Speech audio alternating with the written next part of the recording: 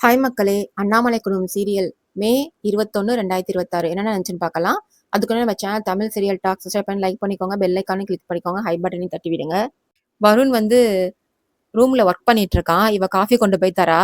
அப்போ வந்து என்ன பண்ணிட்டு இருக்கீங்க அப்படின்னு கேட்கறா. இதெல்லாம் டிசைனிங் உனக்கு இதெல்லாம் தெரியாது. போய் கிச்சன்ல போய் ஏதாச்சும் வேலை இருந்தா பாரு அப்படின்னு சொல்றான். உடனே அவ சொல்றா, வெண்ணிலா சொல்றா, இந்த வேலை கூட செஞ்சிடலாம். கிச்சன் வேலை செய்யறது தான் கஷ்டம். செஞ்சாதான் தெரியும் அது உங்களுக்கு. புடவை எல்லாம் சரி பண்ணிட்டு இருக்கா. அப்ப வருண் கேக்குறான், எங்க போற அப்படின்னு கேக்குறான். அக்காவுக்கு சாப்பாடு எடுத்துட்டு போறேன் அப்படின்னு சொல்றா. உடனே சிரிக்கிறான். என்ன எதுக்கு சிரிக்கிறீங்க அப்படின்னு கேக்குறா. அதுக்கு அவன் சொல்றான், நீ வந்து பெஸ்ட்ன்னு நினைச்சு எங்க அம்மா நினைச்சிட்டு இருந்தாங்க. ஆனா பொறுப்பெல்லாம் தூக்கி உங்க அக்காட்ட கொடுத்துட்டாங்க அப்படின்னு சொல்லி கிண்டல் பண்ணிட்டு இருக்கான் அவளை.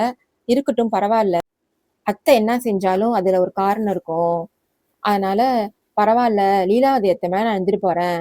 அண்ணாமலை அத்தை மாதிரி எங்க அக்கா இருந்துட்டு போட்டும் அப்படின்னு சொல்றா. எல்லாமே நம்ம குடும்பத்துக்காக தான்னு நினைக்கும் போது எதுவுமே தப்பா தெரியாது அப்படின்னு சொல்லிட்டு இருக்கா வருண்ட்ட. உடனே வருண் யோசிச்சுட்டு இருக்கான், இந்த ஸ்கர்ட்டுக்கு ப்ளூ கலர் நல்லா இருக்குமா அப்படின்னு யோசிச்சுட்டு இருக்கும்போது, நான் ரெட் தானே சொன்னேன் அப்படின்னு சொல்லிடுறா. உடனே மாத்தி, இந்த ரியா தானே ரெட்டுன்னு சொன்னாங்க, இப்ப என்ன சொன்ன அப்படின்னு கேக்குறான். உடனே மாத்தி ஏதோ சமாளிச்சிடுறா. இல்ல, நீங்க ரெட் காயின் போட்டா நல்லா இருக்கும் கேரம் போர்டுல அப்படின்னு நான் சொல்ல வந்தேன், மாத்தி சொல்லிட்டேன் அப்படின்னு சொல்றா. ஆமா, எல்லாருக்கும் தெரியும் கேரம் போர்டுல நான் கிங்குன்னு சொல்லிட்டு அப்படின்னு சொல்லிட்டு அவன் பட்டுக்கே போறான். வான்மதி கடையில உத்தமன்ட்ட சொல்லிட்டு இருக்கா, நான் சொன்னதெல்லாம் எல்லாத்தையும் சொல்லிட்டீங்களா, நாளைக்கு எல்லாரும் பஞ்சுவலா கரெக்டான நேரத்துல கடையில இருக்கணும் அப்படின்னு சொல்லும் போது, சொல்லிட்டேன் அப்படின்னு சொல்றான். இனிமே நான் சொல்றதுதான் சட்டம். நான் சொல்றத மீறி யார் இங்க நடந்தாலும் தயவு தாட்சண்யமே பார்க்க மாட்டேன். வேலையிலேருந்து தூக்கிடுவேன் அப்படின்னு சொல்றா. உடனே நான் எல்லாமே சொல்லிட்டேன். நாளைக்கு எல்லாருமே பங்க்சுவலா இருப்பாங்க அப்படின்னு சொல்லிட்டு பேசிட்டு இருக்கும்போதே வெளியில ஒரு வயசான பாட்டியும் தாத்தா ஒருத்தவங்க அந்த சேல்ஸ் கேர்ள்ஸ்ட்ட பேசிட்டு இருக்காங்க. என்னன்னு கிட்ட போய் பார்க்க போறா. அவங்க சொல்றாங்க, இவங்க வந்து காஞ்சிபுரம் பட்டு இது. இது வந்து 5000 விலை. ஆனா இந்த பெரியவர் வந்து அவங்க ஒய்ஃப்க்கு பிறந்த நாள்னு சொல்லிட்டு புடவை வாங்க வந்தாங்க. ஆனா அவர்ட்ட ரூ. 700 தான் இருக்காம். இப்ப ரூ. 700 கேட்கறாங்க மேடம்னு சொல்றா சேல்ஸ் கேர்ள். உடனே இவ யோசிச்சு பார்த்துட்டு சொல்றா, சரி நீங்க உள்ள வாங்க. நீங்க சொன்னது விலைக்கே நான் தரேன் அப்படின்னு சொல்லி உள்ள கூட்டு வந்து அந்த புடவைய அவருக்கு குடுத்துட்டு கால்ல விழுந்து ஆசீர்வாதம் வாங்கிக்கிறா. உத்தமன் யோசிக்கிறான், இவ அவ்வளோ நல்லவலாம் கிடையாதே அப்படின்னு யோசிச்சுட்டு இருக்கான். அந்த வயசானவங்களும் புடவைய வாங்கிட்டு, அவள நல்லா இருக்கணும், தீர்க்க சுமங்கலியா இருக்கணும், 100 ஆயுசு இருக்கணும், நல்லா இருக்கணும் அப்படின்னு சொல்லி வாழ்த்திட்டு போறாங்க. என்ன சேல்ஸ் கேர்ள்ஸ் முன்னாடிலாம் நல்ல பேர் எடுக்கணும்னு இப்படி பண்றீங்களா? அப்படின்னு உத்தமன் கேட்கறாரு. இல்ல, அவங்க பார்த்தா பாவமா இருந்துச்சு. அதனால தான் அப்படி பண்ணேன் அப்படின்னு சொல்லிட்டு இருக்கும்போதே, உத்தமன் சொல்றான், இதே மாரி உதவி பண்ணிட்டு இருந்தீன்னா, நம்மளும் இன்னும் 1 மாசத்துல அடுத்தவங்கள்ட்ட போய் உதவி கேட்கற மாரி ஆயிடும் அப்படின்னு சொல்லிட்டு இருக்கான். ஒரு நிமிஷம் இருங்க அப்படின்னு சொல்லிட்டு, இதெல்லாம் வேற சேல்ஸ் கேர்ள் விட்டு இவ வந்து வீடியோ எடுக்க சொல்லியிருப்பா. உத்தமன்ட்ட போயிட்டு சொல்லுவா, நீங்க இந்த மார்க்கெட்டிங்லாம் பண்ணி விளம்பரம்லாம் பண்ணணும்னா எவ்வளோ செலவு பண்ணுவீங்க? அதுக்கு உத்தமன் சொல்றான், 3 to 4 லட்சம் வரைக்கும் செலவாகும் அப்படின்னு சொல்றான். இப்போ நான் 4000த்திலேயே முடிச்சுட்டேன். இப்போ நான் இத வந்து என்னோட வியூவர்ஸ்க்கு நான் யூடியூப்ல அப்லோட் பண்ணா செல்ஃபி எடுத்து நான் இத போஸ்ட் போடுவேன். எனக்கு வந்து நல்ல வியூஸும் கிடைக்கும். இத வைரலும் பண்ணுவாங்க. நம்ம ஸ்தாபனம் வந்து நல்ல ஸ்தாபனம்னு பேரும் கிடைக்கும் அப்படின்னு சொல்லிட்டு இருக்கா. வாவ்! சூப்பர் ஐடியாவா இருக்கு. நான் நினைச்சே பார்க்கல. நல்ல ஐடியா அப்படின்னு சொல்லி என்கரேஜ் பண்ற மாரி பேசுறான் உத்தமன். சரி நீங்க கொஞ்ச நேரம் வெளில இருங்க. நான் செல்ஃபி எடுத்து வீடியோ அப்லோட் பண்ணணும் அப்படின்னு சொல்றா. உடனே செல்ஃபி எடுத்துட்டு இருக்கா. அவனும் உத்தமனும் வெளில போயிடுறான். எங்க வீட்ல அண்ணாமலை வந்து துணியெல்லாம் மடிச்சு வச்சுட்டு இருக்காங்க. அண்ணாமலை எதுக்கு இந்த வேலைலாம் நீ பண்ற? அப்படின்னு கேட்கும்போது, இருக்கட்டும்க்கா, இதுல என்ன இருக்கு நம்ம வீட்டு வேலைன்னு சொல்லி வேலை செஞ்சுட்டு இருக்கா. அப்பதான் உத்தமன் ஃபோன் பண்றான். ஃபோன் பண்ணி, இது மாதிரி நம்மளுக்கு வர ஸ்டாக் வந்து சம்மர் சீசன்றதுனால 30% கம்மியா தான் வருமா அப்படின்னு சில்க் சப்ளையர் சொல்றாங்கன்னு சொல்லி பேசிட்டு இருக்கான். சரி ஓகே மாப்ள, இப்போதைக்கு வேண்டாம். நம்ம வேற சப்ளையர்ட்ட நம்ம வாங்கிக்கலாம்னு சொல்லி அவங்க சொல்லிட்டு இருக்காங்க. உடனே உத்தமன்ட்ட கேட்கறாங்க அண்ணாமலை. எப்படி இருக்கு? நம்ம கடை எப்படி போயிட்டு இருக்கு? அப்படின்னு கேட்கறாங்க. ம். அப்படின்னு சொல்லிட்டு உத்தமன் யோசிச்சுட்டு, நீங்க இவளுக்கா வந்து பொறுப்பு கொடுத்துருக்கீங்க. இருங்க உங்கள வெறுப்பேத்துறேன் அப்படின்னு சொல்லிட்டு, வான்மதி சிஸ்டர் ரொம்ப நல்லாவே வேலை பார்க்குறாங்க. பரபரப்பா இருக்கு நம்ப கடை. எல்லாரும் பரபரப்பா வேலை செஞ்சுட்டு இருக்காங்க. நம்ம ஸ்டாஃப்லாம். இதே மாரி போயிட்டு இருந்தா நம்ம கடை நல்லா வளரும்." அப்படின்னு சொல்லிட்டு இருக்காரு. "அப்படியா? எனக்கு ரொம்ப சந்தோஷமா இருக்கு. நீங்க அவளுக்கு ஹெல்ப் பண்ணுங்க." அப்படின்னு சொல்றா அண்ணாமலை. உடனே இவங்க நம்மள வெறுப்பேத்தலான்னு பார்த்தா, ரொம்ப கூலா சொல்றாங்களே அப்படின்னு யோசிச்சுட்டு, "சரி அத்த நான் பார்த்துக்கிறேன்." அப்படின்னு சொல்லிட்டு உத்தமன் பேசிட்டு இருக்கும்போது, "நான் உங்களுக்கு ஒரு வீடியோ அனுப்புறேன். அத பாருங்கன்னு" சொல்றான். "சரி அனுப்புங்க." அப்படின்னு சொல்லிட்டு அண்ணாமலை வச்சிடுறாங்க. உடனே அந்த வீடியோ அனுப்புறாரு. இந்த வீடியோல என்ன இருக்குன்னா, அந்த வராங்கல்ல 2 வயசானவங்க. அவங்களுக்கு வந்து அந்த புடவ குடுத்தால்ல, கம்மி பண்ணி இந்த ரூ.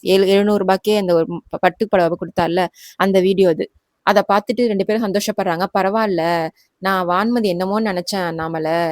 பரவால்ல நம்ப வான்மதி நல்லாவே கடைய பொறுப்பா பார்த்துக்கிறா." அப்படின்னு சொல்லி சந்தோஷப்படுறாங்க லீலாவதி, அண்ணாமலை 2 பேருமே.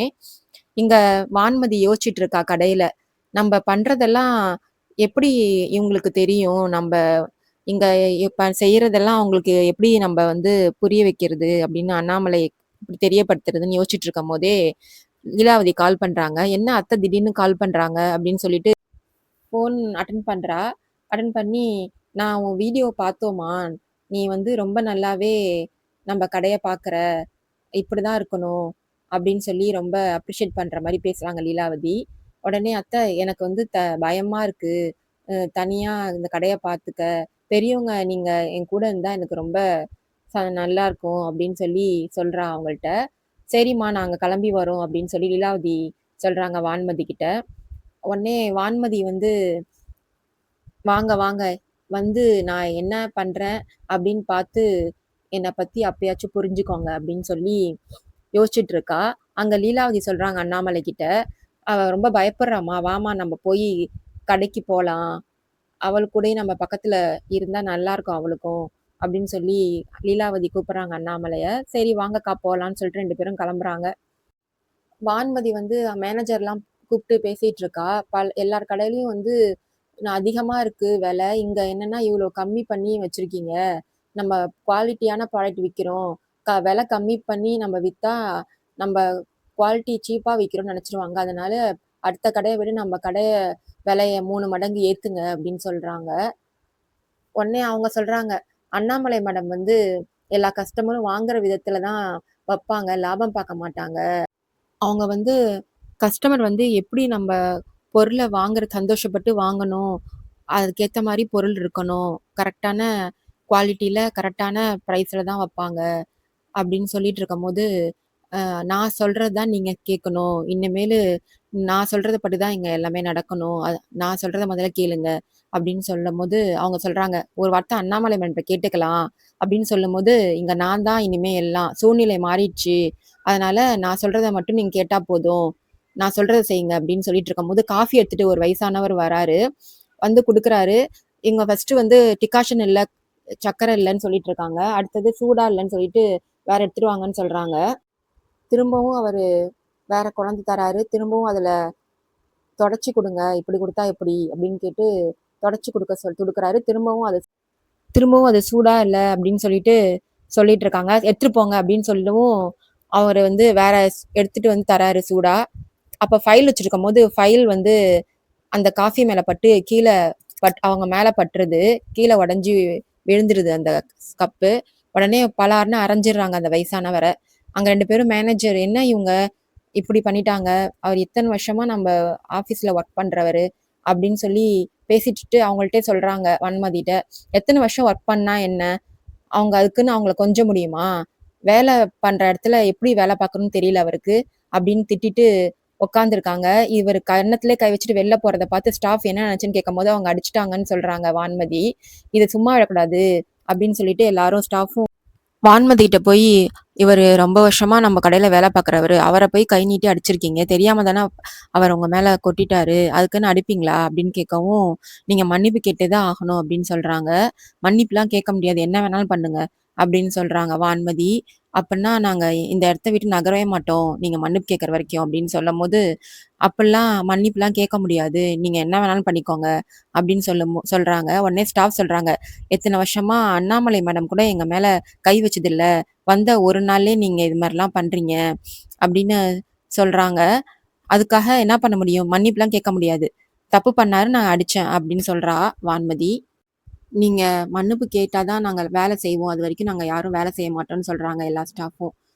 உடனே கார்ல அண்ணாமலையும், லீலாவதியும் வந்து இறங்குறாங்க. அதோட இந்த எபிசோட் முடியுது.